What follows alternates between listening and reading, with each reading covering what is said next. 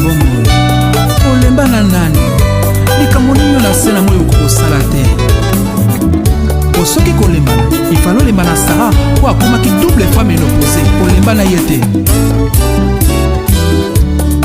soki kozala na difficulté ifalaki ezala na ebandeli okela mokili ozwa échantillon na nani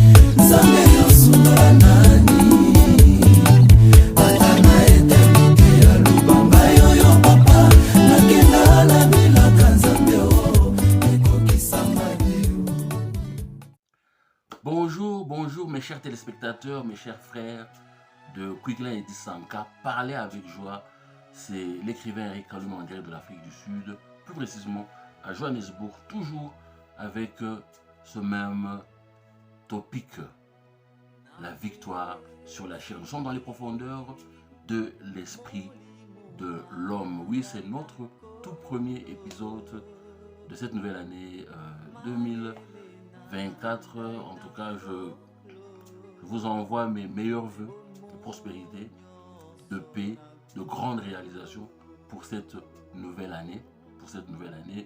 Que Dieu puisse répondre à nos prières. Continuons à le chercher de tous nos cœurs. Ne cessons pas de le faire. Et qu'il puisse, tout ce qu'il a réservé pour tout un chacun, que cela puisse se dévoiler. Que Dieu puisse toucher tous les domaines de nos vies. Spirituellement, mentalement, physiquement, socialement, financièrement, ainsi que matériellement. Voilà. J'aimerais aussi remercier tous ceux-là qui m'ont encouragé l'année passée, qui continuent encore à m'encourager, qui aimeraient plus entendre de cette pensée divine. Merci beaucoup pour vos encouragements. J'en ai besoin. Vraiment, nous en avons besoin. Que Dieu vous bénisse pour cela. Partagez aussi le message. Partagez. N'hésitez pas de partager à vos membres de famille, à vos amis. Si vous avez 5 personnes ou 10 personnes à qui vous pouvez partager le message, pourquoi pas, n'hésitez pas. Faites-le pour la gloire de Dieu. Votre chape aussi, nous en avons besoin. Et bien sûr, comme j'ai eu à le dire, vos commentaires, pourquoi pas, nous en avons besoin. Que Dieu puisse vous bénir. Nous sommes toujours dans les profondeurs de l'esprit de l'homme que Dieu a créé à son image. La fois passée, nous avons eu à parler de comment activer l'intellect de son esprit au travers de la lecture de la parole de Dieu, la méditation de la parole de Dieu, penser la parole de Dieu, l'écouter. Il faut s'exposer dans un environnement qui te permet de l'écouter. Nous avons eu aussi à insister sur comment est-ce qu'il faut penser. On ne peut pas seulement penser à quoi? Vous savez, la réalité est que nous avons connu beaucoup de choses dans la vie. Nous sommes passés par la déception, nous avons été offensés, tout ça. Il y a des gens qui ont réussi à créer du ressentement, à créer de l'amertume en nous, tout ça. Nous avons des blessures intérieures. L'homme a des blessures intérieures. Et il faut s'en débarrasser. Il faut un pansement. Il faut guérir ces blessures. Ce sont des choses qu'on ne peut pas prendre à la légère. Et au travers d'une façon de penser qui est positive, avec l'aide de la parole de Dieu, nous avons eu à insister sur Philippiens 4:8 qui nous parle de la manière à laquelle nous devons penser, peu importe est vrai, est noble, est pur, vertueux, admirable, peu importe est beau, si quoi que ce soit est excellent et comment louable. Focalisons nos pensées dans ce genre de choses. Qu'est-ce qu'il y a d'intéressant, d'agréable? Donc, j'ai eu à donner quelques exemples dans notre épisode passé. Maintenant, il est temps de développer la nature de son esprit. Quand on parle de intellect en matière spirituelle, donc une façon de raisonner, une façon de réfléchir spirituelle, donc Dieu nous a donné sa parole. Sa parole est là pour un besoin qui est bien précis, qui est la nourriture de l'esprit de l'homme, qui est son image. Donc aujourd'hui, nous parlons de du développement de la nature de son esprit. Donc ça devient de plus en plus intéressant. Pourquoi est-ce qu'il faut étudier la parole de Dieu? Pourquoi est-ce qu'il faut internaliser la parole de Dieu? Il y a une nature humaine. La nature humaine, elle a ses caprices, elle a ses réalités. La nature humaine a ses limitations. C'est une bonne nature en principe. Elle aime, elle est capable d'aimer, elle est gentille, elle est aimable, elle est patiente, elle est bonne, elle aime partager, elle aime les animaux, la nature humaine. Elle aime parler de certains sujets, elle n'aime pas parler de certains sujets. Elle aime ceci, elle aime cela, c'est par rapport à nos actions, c'est par rapport à ce que nous, ce que nous sentons au travers de nos émotions, ce que nous voulons par rapport à la volonté, puisque la volonté de l'homme, ça nous dit ce que nous voulons, tout ça, nos émotions, ce que nous sentons, et puis nos pensées, ce que nous, la manière à laquelle nous pensons. Donc, ça c'est limitation, ça c'est caprice. La nature humaine, elle n'est pas fiable, elle est faible. Elle est faible. Lorsque nous lisons le deuxième chapitre, plutôt Corinthiens 2 Corinthiens, le chapitre 12, du verset 7 jusqu'au verset 9, dans la première partie du verset 9. Qu'est-ce que la parole nous dit? Paul, étant l'apôtre envoyé chez les païens, bien sûr dans son évangélisation, lui qui allait d'un endroit à un autre, Paul recevant beaucoup de secrets, recevant d'une façon extraordinaire des révélations provenant de Dieu.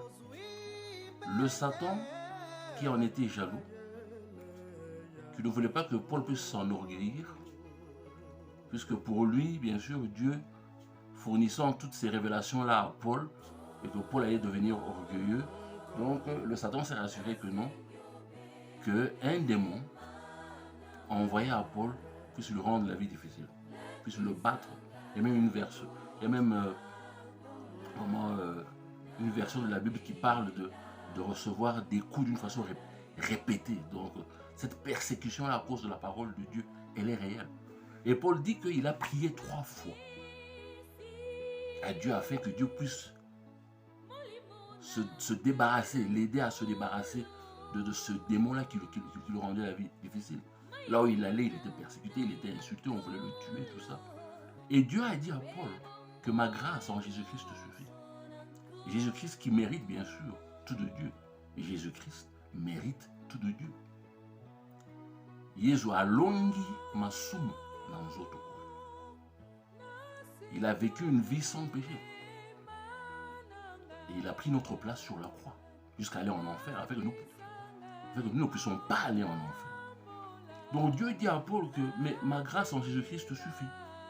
Je suis en train de paraphraser que ma puissance, elle est perfectionnée en temps de faiblesse. Donc Dieu qui parle de faiblesse, ce n'est pas lui qui est faible, mais il parle de la faiblesse qui se trouve dans la nature humaine, qui n'est pas fiable. Là où il y a la chair, il y a des faiblesses. Donc l'homme dans sa nature humaine fait face à des limitations. C'est pour cela que nous voyons que sans la parole de Dieu, c'est un problème. Donc, la première des choses à faire, d'abord, il faut étudier la parole de Dieu. Lorsque tu étudies la parole de Dieu, l'esprit de l'homme en ce moment-là peut être parlé. L'esprit de l'homme peut être éduqué. Textuellement comme son intellect, son intelligence peut être éduqué. Peut aussi être formé ainsi que construit, textuellement comme son corps. L'homme a besoin de sa nourriture naturelle, ça va te fortifier, ça va te rendre fort, n'est-ce pas?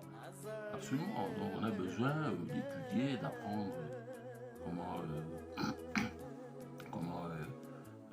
faire une formation à l'université, à l'institut supérieur, au niveau secondaire, apprendre un métier, voilà. Et la parole de Dieu aussi, au travers de la méditation de la parole de Dieu, qui rend ton esprit plus fort, qui est une protection pour ton esprit. Donc spirituellement, on devient fort, textuellement comme le corps. Et nous voyons que ce corps ici, donc la parole de Dieu en principe, ça te nettoie à l'intérieur. C'est pas un lavage de cerveau, mais ça te nettoie, ça te rend plus fort, textuellement comme l'eau que nous utilisons ici pour nous laver. Donc après s'être lavé, tu te sens comment? Tu te sens bien rafraîchi et prêt pour la journée. Donc nous voyons que Dieu nous a envoyé la parole de Dieu pour l'étudier. Donc cet enseignement-là, cette éducation-là, cette formation-là, cette construction-là de l'esprit de l'homme qui doit se faire régulièrement, journalièrement, va améliorer ta nature spirituelle. Donc nous voyons que Dieu nous a envoyé sa parole afin de développer l'esprit de l'homme. Textement comme l'existence de la mathématique, les études économiques, la musique, les infirmiers, tout ça, les agronomes, la comptabilité, tout ça, ça forme quoi? Ça forme quoi? Ça t'éduque quelque part. Tu reçois une éducation qui va te permettre bien sûr de l'exercer. Donc nous voyons que au travers de la lecture de la parole de Dieu, nous voyons que au travers de penser cette parole de Dieu, comme cette parole de Dieu est là afin de développer comment l'esprit de l'homme, nous allons commencer à voir cela se matérialiser, la parole de Dieu se matérialiser. On va commencer à penser autrement, on va commencer à éviter ces choses-là qui sont nuisibles, comme par exemple penser d'une façon négative. On va commencer à penser d'une façon positive, agréable, développer des émotions positives, on a plus de patience, on comprend mieux la vie, le cycle de la vie, on comprend mieux ces choses-là, on est plus détendu, ça va commencer à se matérialiser dans la vie. On va commencer à ne plus parler comme on parlait avant, à ne plus porter les vêtements comme on portait avant, puisque la parole de Dieu, elle est effectivement, elle est effective. Vous pouvez lire comment Joshua 1, chapitre 1, le verset 8, par rapport à cela. Donc vous voyez que Dieu veut que nous puissions acquérir sa sagesse. Parce que la sagesse de Dieu, selon Jacques 3, 11, c'est une sagesse elle est pure. On développe un cœur pur. C'est une sagesse qui est pacifique. C'est une sagesse qui est considérante. On considère les autres. Elle est remplie de miséricorde. Elle est soumise à l'autorité établie par Dieu. C'est une sagesse qui porte des fruits, des bons fruits. C'est une sagesse qui est impartiale. Il y a l'impartialité dans la sagesse de Dieu. Elle est sincère. On développe un cœur qui est sincère. Deuxièmement, dans le processus du développement de la nature de son esprit, il faut pratiquer la parole de Dieu. Il faut la pratique de la parole de Dieu.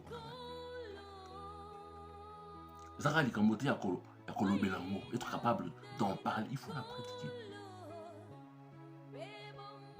Il faut la pratiquer absolument.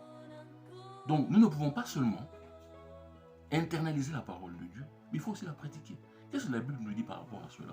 Lorsque vous lisez Jacques 1, le verset 22, qui dit que si nous écoutons seulement la parole de Dieu sans l'appliquer, sans la pratiquer, nous nous décevons nous-mêmes. L'homme se déçoit lui-même. Déjà, un élément qui déçoit l'homme.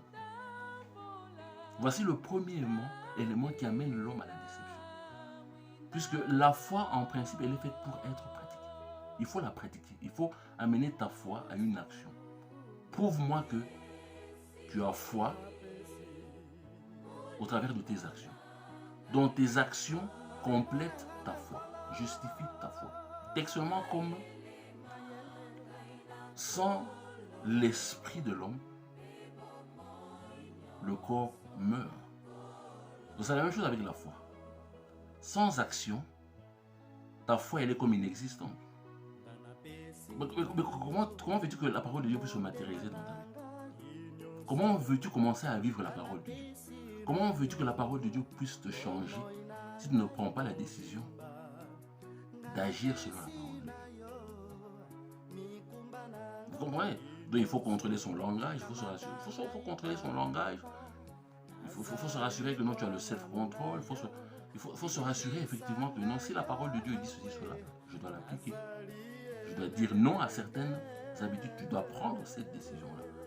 En ce moment-là, avec cette volonté-là, lorsque tu t'approches de Dieu et qu'il s'approche de toi, ça va se matérialiser. Vous pouvez aussi lire Jacques 2, du verset 14, juste même à la fin du chapitre.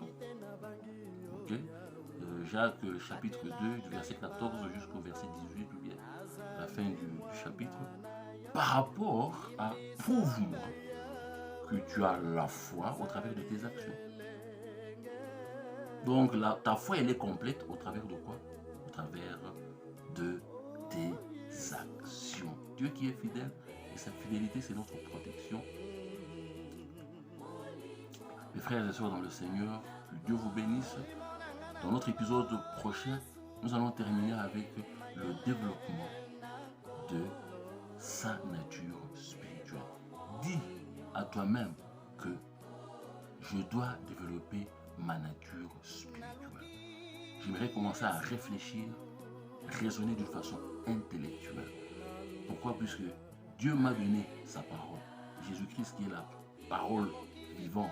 Il m'a donné sa parole afin que ça puisse développer l'esprit de l'homme que je suis. Quand je parle de l'esprit de l'homme que je suis, donc j'inclus aussi les mamans. Maman va le battre que non, on s'adresse aux hommes. Non. Inclus aussi les mamans. À bientôt. Ayez une merveilleuse journée. Que Dieu vous bénisse.